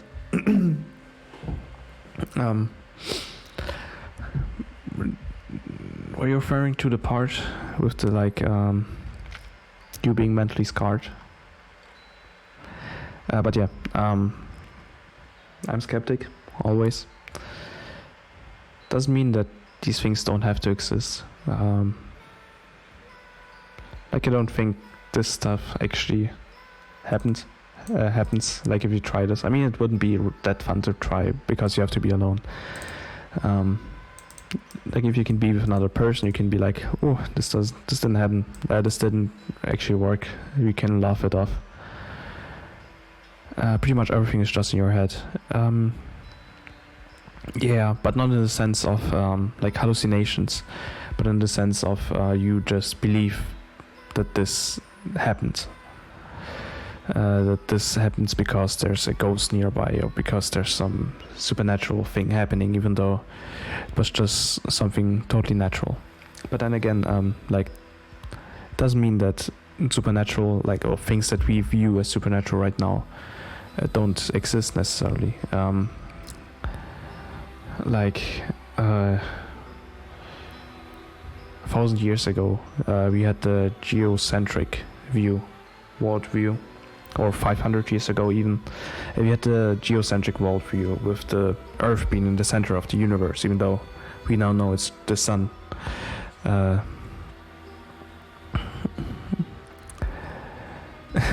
When we're thinking cinema is real, yeah. Actually, I have a story about that in a second. But yeah, so maybe in 500 years we'll be like, yeah, astral projection is actually real. It's a real thing, and there's actually another realm that we can cross to when we do this stuff that you do to get, like, rise into this astral body. So yeah.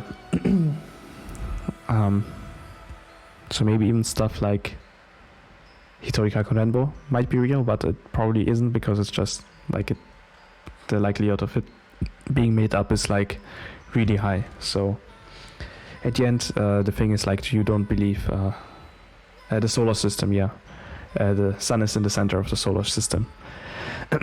Sorry about that. So where was I?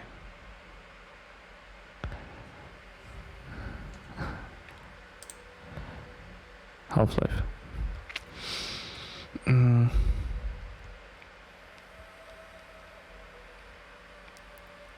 Yeah, so yeah, you can't be 100% sure that things are true as you think that they are. Like, I guess that's a kind of a philosophical viewpoint, But I mean, if the likelihood is higher that it's not true, then just go with that one, I guess. Like in this case, me thinking that the likelihood of this Hitori Kakurenbo being made up is like really high. So I'm like, yeah, this isn't real. Even though there's like maybe a 1% chance of it being real.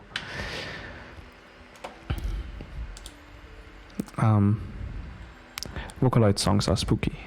And oh yeah, the Slenderman thing. And Kagome Kagome. I actually have 2 stories, that means. But yeah, the Slenderman thing. There was actually, there were 3 actually. There were 3 girls. And they thought Slenderman was real. It was a thing in the news and stuff. And yeah, they believed in Slenderman and were like, okay, we are going to sacrifice someone to Slenderman as an offering because they believed he was real. And those 3 girls went into the woods, and then 2 of the girls stabbed the 3rd girl. Like there were a lot of stabs. They were really young too. Like, oh, actually, let me look up the Wikipedia article.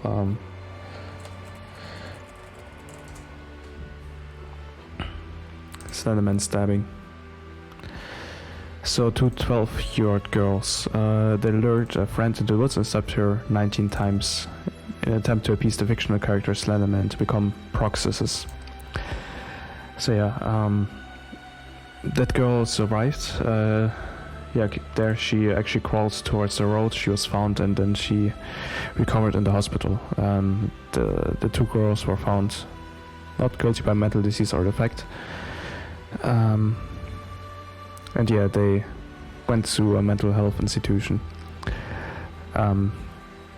So yeah.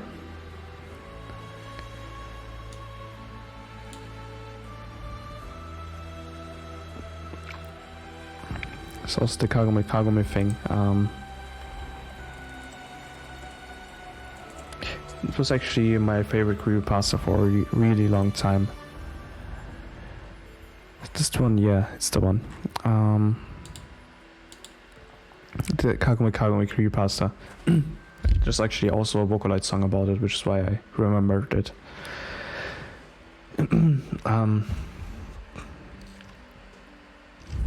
Sent you a gift on Discord. What could it be? Oh god. Well, we have a new picture for this. Actually, this candle reminds me of the game, the 100 or 99 candles game, where you have like 99 candles in a room, everything else is dark, and it has to be at night, of course, and you sit there with your friends, and then everyone tells a story and then blows out a candle, and then it goes around and around until 99 stories are told and the last candle is put out, which I really want to do one day. Like, I really like telling and hearing creepy stories, so this would be really awesome.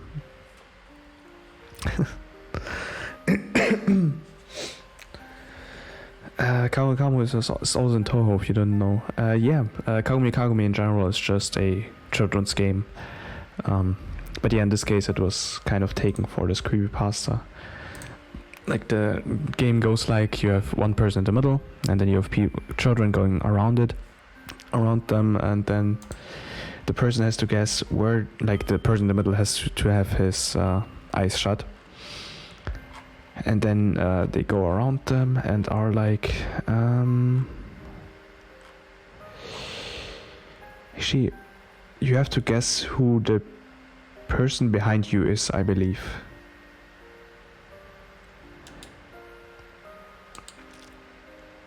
So yeah, I'm not sure. I should make this my like wallpaper. I feel like this is awesome. Thanks, June.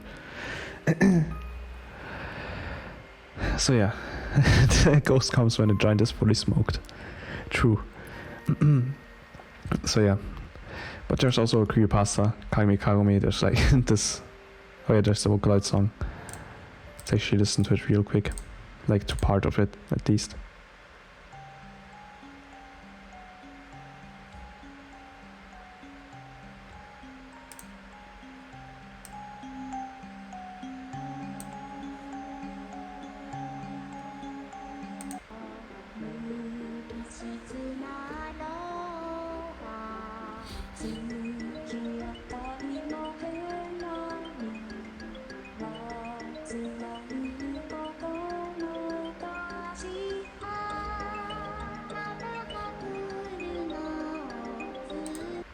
So yeah, this one's actually, I believe, based around this creepypasta. And it has like this bullshittery. Most creepypastas are fabricated, some derived from psychological stigma, and others are revamped ghost stories, but there is small percentages of creepypastas which aren't like this. These are true creepypastas. That's not to say there are high class original pastas which spawned for others, it just means they're real. So yeah. I'm not sure how real, yeah, like the full thing here is probably not real. I'm not sure if it's based on reality with Germany doing research in Japan. I don't think so, but who knows. This isn't creepy. Why not the original Kagome? Yeah, that one's creepy as well, kind of, but it's just written in a in the in scale, I believe, a traditional Japanese scale.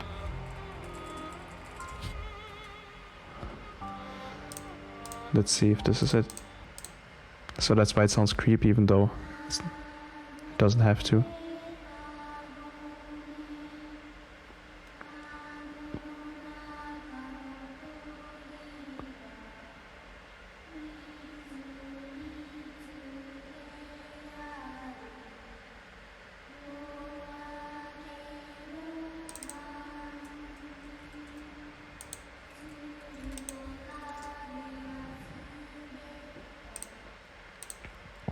So yeah. By the way, Tim, do you know about Slimy Swamp Ghost's artwork? Ooh, I'm actually following them. Yeah. Let's see if I can remember them. Are those the ones that do like?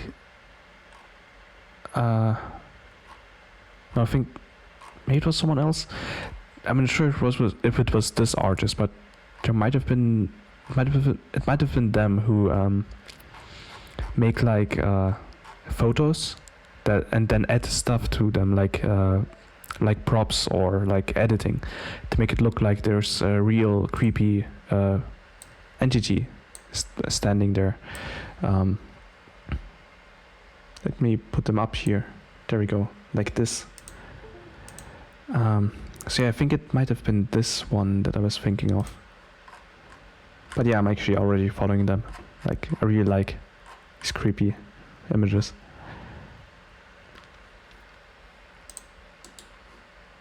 Yeah, he's really cool. I really like his artwork. Okay, but yeah, essentially his creepypasta. Yeah, like you can read it for yourself if you want to. It's just Kagome, that's its name. It's about like how Nazis in Japan did like stuff in a orphanage, like they experimented on the brains of the children, like they wanted to remove the kill switch, which in their theory, like in this story, was photo editing pending. Got it. So yeah, the kill switch, which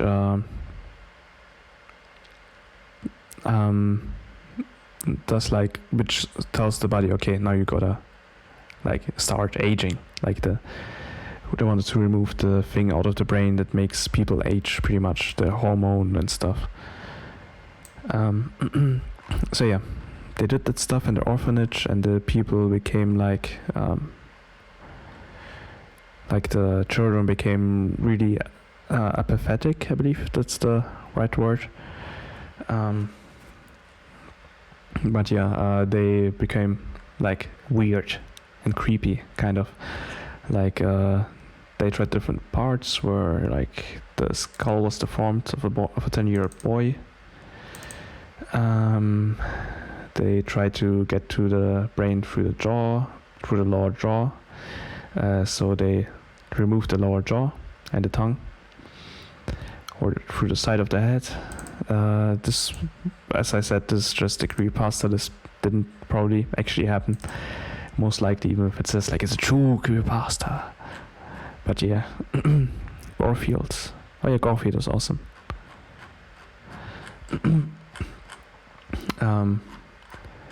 Another really awesome creepypasta actually that I really like is it Tomie? Might have been Tomie.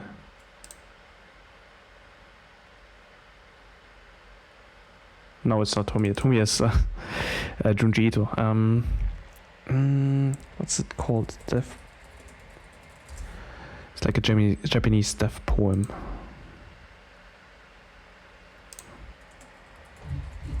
It was something with T, I thought. There we go. Tomino Cell. And it's also always accompanied by this picture. What am I doing? What's happening? No.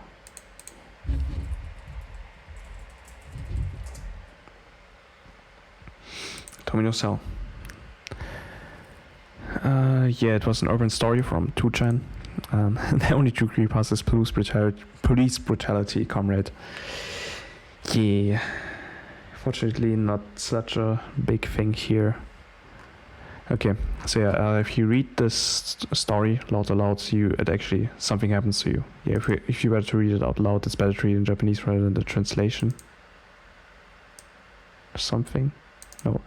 Wait. Okay. Something about this. I think it's the journey of someone to hell. Maybe. Yeah, if you read this poem out loud, tragic things will happen. So yeah. If you want to read it out loud, feel free to do so. There are people who like said, okay, I'm just gonna read it out loud and tell you what's gonna happen, and then they did, and nothing happened. So yeah. And the one with the mace. Oof. Yeah, there's no proof for that Kagome. I think that was what you were referring to, but for this one as well, kind of. I mean, it's interesting if you have like pieces of art which have like this, which get this kind of power, creepy power attached to it. And yeah, this art is really cool. I kind of like it. It's also like a picture. It says like if you look at it for like 2 minutes or something, or like 10 minutes, you will die. You will commit suicide if you look at this image. Like apparently an artist drew this picture of a girl, and then she committed suicide. So if you look at this picture for 10 minutes, you commit suicide. Like not this picture. It's like a picture of a dark-haired girl. But yeah. Lots of bullshittery, of course, involved, but I mean, that's horror, pretty much. Like, there's true horror, like, actually being, like, harassed by psychopaths, like someone coming up to you on the street with a knife and being like, give me your money. That's, like, true horror. Or, like,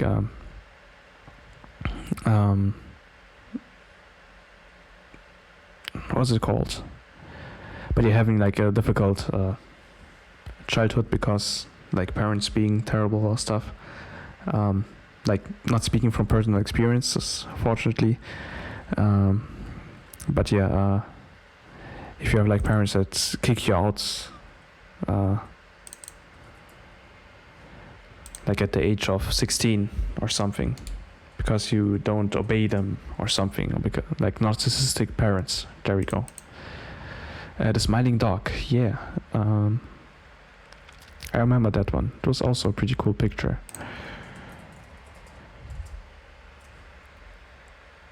There we go. It's like a standard creepypasta picture. Kind of like it. But yeah, those are the true horrors, and then you have the fake horrors. I read that people like horror because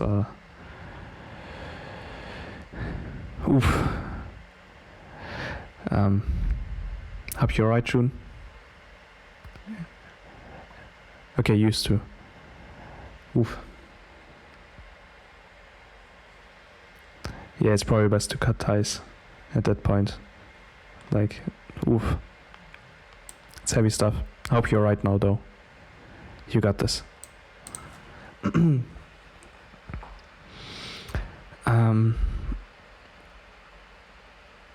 What was it talking about?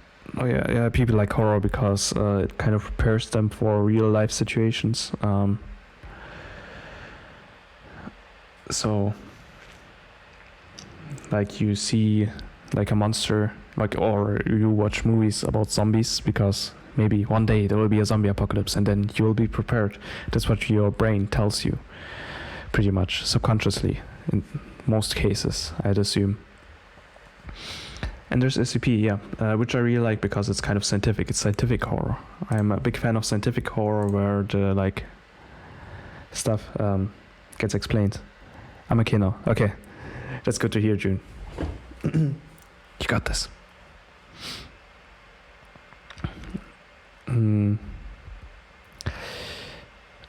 One last creepy thing, urban story I want to talk about is the cowhead story, which I also really like. Like the ones that I'm currently okay, let's go for this one. The creepypastas or the urban legends that I'm presenting here are like my favorite ones. So yeah. I love SCP. Me too. I'm like reading it every now and then. I have the app on my phone and like look through the SCPs every now and then. It's really cool.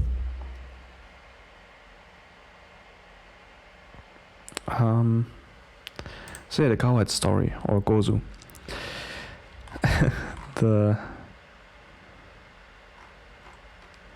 It's really interesting. Yeah, SCP is really existential, kind of. The cowhead story is really interesting. Maybe one of the most interesting creepypastas because it doesn't actually tell the story. That's the thing. It's an urban legend about a story, and the story doesn't exist. That's the thing. Like when I looked it up, I was like, oh, I want to find the real story, but yeah, it doesn't exist. That's the thing. That's the interesting thing. Apparently there was like a story called the Cowhead, or called Cowhead. It was discovered in Japan in the 17th century. But yeah, it just said it's too terrible to tell. Like, I mean, it has the like classic stuff. Like every horror story has that thing. Like, okay, if you read the story, you will die, or you will commit suicide, or something. And people who have read the story committed suicide. It's like standard stuff. So this is a bit standard as well. But it is interesting because it's a story about a story. Like the cowhead story, like I said, doesn't exist. Like it was apparently, like it says here, it was founded in the 17th century. Like no one knows where it came from, and everyone who reads it actually dies in a horrific incident. Like here's one where an elementary school teacher came into possession of some fragments of the cowhead story, and he was like, okay, I'm gonna read this on a school trip. I think it was on a bus here. He wanted to entertain the students on a bus with ghost stories, so he told the tale, and they they crashed, I think. Yeah, they say his eyes went blank and he proceeded with the story as if some unseen force has taken over his mind. Almost an hour later, the teacher regained his sense and found the bus had crashed into a ditch. The students had all fainted and were throwing at the mouth. The bus driver lay slumped over the wheel, sweating and shivering. It is unclear what happened next, except the teacher never told the cowhead story again. So, okay, in this case, they didn't die. But it's apparently like really horrific. A really horrific story. So people have died from fright having read it. So yeah. Here's like some more bullshittery. Like Scary for Kids being like, you won't find it in English, but I've read a Japanese summary. But no, story doesn't exist, but someone made up something that could be the cowhead story, being like, okay, there's a desert village in the middle of nowhere and people are starving. So where is starving? Yeah, there was a famine. They unearth a weird skeleton with a head of a cow and the body of a man. And yeah, there's a famine, so they have nothing to eat pretty much, so they have to resort to eating their livestock and even pets. And yeah, then one day that a person with the head of a cow walks into the village. So they eat him, and then the thing, like the town gets cursed, and that's where the story ends. Like, this is made up by Scary for Kids, pretty much. But yeah, in that sense, I think this is kind of like an interesting story about a story. Like, being like, the story is so creepy. If you were ever to read it, you would like you've never heard a creepier story than this. I think it's just the image of a of a totally creepy story that's interesting. If you were to write the story actually below this, like in full, people would read it and be like, oh, it's not actually that scary. I forgot the music. But yeah, being like, this is a totally creepy story, like the scariest story that has ever existed. By saying this, you kind of make people imagine the story, what it could be like, and imagining like the scariest thing that they could imagine for themselves. A book full of Japanese ghost stories from the early 1900s. Ooh, that's awesome. In French. Ah, dang it. Still, send me the title. Maybe I'll find an English translation. I kind of want to read it. But yeah, in general, this Scary for Kids site is kind of interesting because it actually has Japanese urban legends as an extra thing. Like, it has Tomino, the Red Room, which is like what's it called?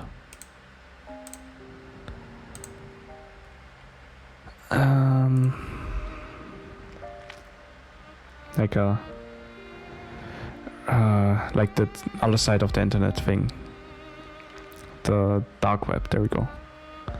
The power of suggestion. Exactly. Red Cloak, Yuki Onna, Long Neck, like some yokai. You have some yokai in here. Random picture from Pan's Labyrinth, which isn't Japanese, but I believe Spanish maybe, or Latin American, not sure. But yeah, you can check this out, it's kind of interesting. I really liked looking through these, like quite a while ago. Like years ago, I think, when I actually played or watched a playthrough of Paranormal Syndrome and got really interested in it. Like, there's also the Minced Meat Monkey Dream. No, I think it was just called Monkey Dream story. Let's see.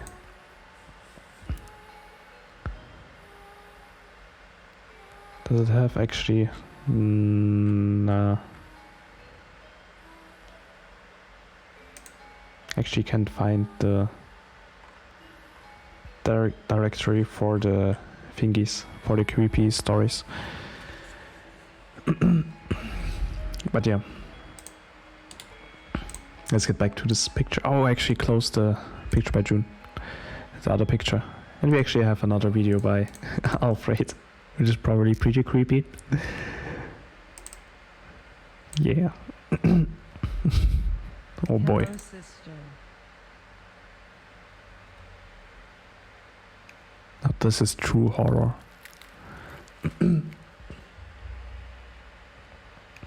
I'm gonna make you gay, you know.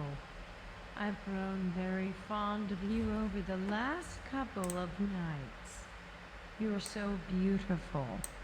You know what would be super awesome? What if we kissed? Better yet, let's make out. Oh no, don't be scared. I'm famous and have a bunch of followers. I wouldn't let anything happen to you. Don't worry, just go with the flow. Why are you being so reluctant? Come on, just relax. Alright, let's go. Oh god, no. You dare oppose me, mortal. Only I can turn people gay at will. Let me display my power. Sit.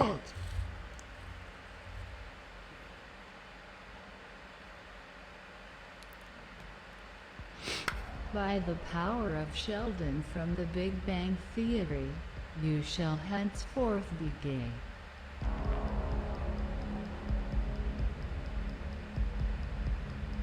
Stop this madness. J.K. Rowling, you are a false prophet. Bruh.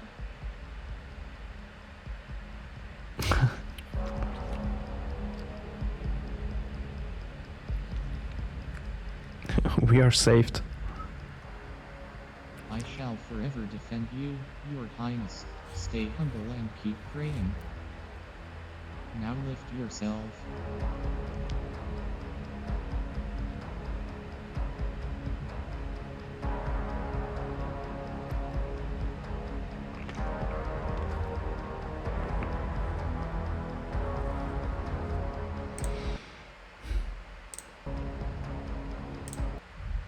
This was spooky.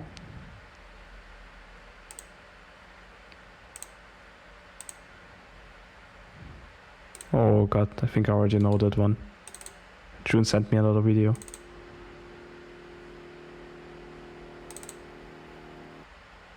Yeah. Take a look inside your mind. What do you see? Take a look inside your mind and tell me what you see. Do you see bright lights?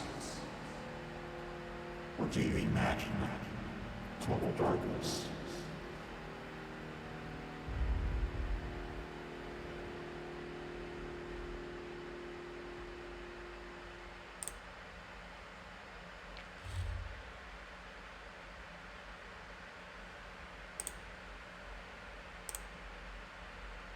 No.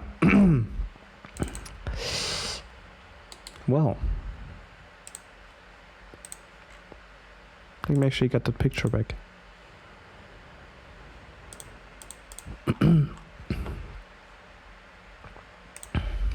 Phew. Salad fingers with rusty spoons. Oh boy, but yeah, there are a lot of creepy stuff on the internet, especially like in video form, like salad fingers, don't hug me, I'm scared.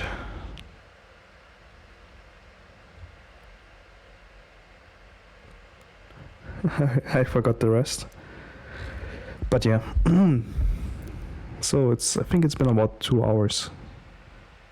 Yeah, it's been about 2 hours and 10 minutes. So I was like, when I went to bed yesterday, I was like, okay, today's gonna be a short stream, just 20 minutes of presentation. I'm gonna tell a few spoopy stories. We're gonna look at a spoopy video. It's gonna be like 1 hour at most. Here we are, 2 hours of stream.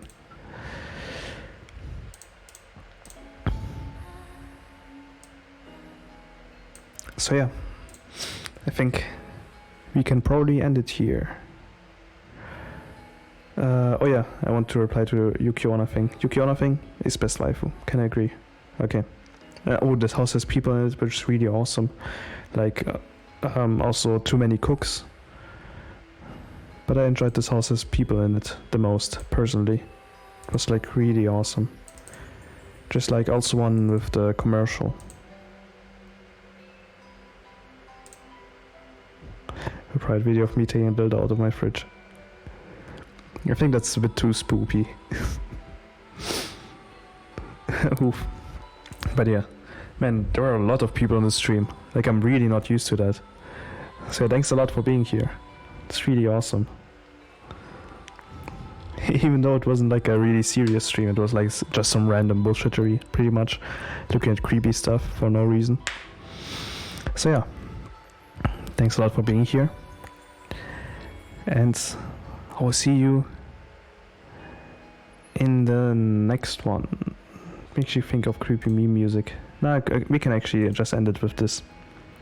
So yeah, next stream, maybe. I don't know when.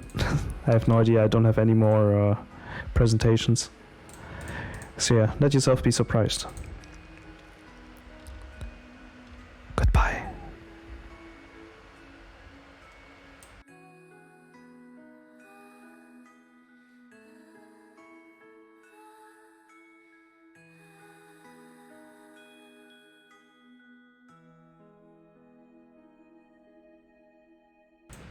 Alfred said wait.